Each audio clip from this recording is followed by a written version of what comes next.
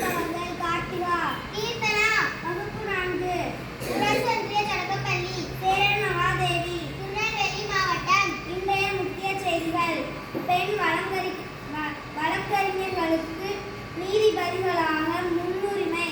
உச்ச நீதிமன்ற தலைமை நீதிபதி சூரியகாந்தி வலியுறுத்தல். நெல்லை மாவட்டத்தில் சுத்தெருக்கு வயலால் தண்ணீர் குறைந்து வரும் பிரதான அணைகள். பாபநாசம் அணை ஒரு வாரத்தில் 6 அடி குறைந்தது. மார்ச் 11 வரை இரவு 9 மணி வரை விண்ணப்பங்கள்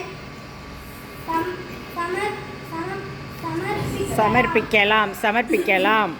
நீட் தேர்வுக்கு விண்ணப்பிக்க கால அவகாசம் நீட்டிப்பு. மக்களின் விருப்பங்களை நிறைவேற்றுவதே அரசின் கடமை. கல்வி முறையை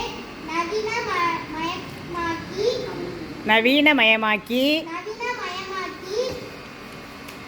மேம்படுத்த வேண்டும். பிரதமர் மோடி பேச்சு.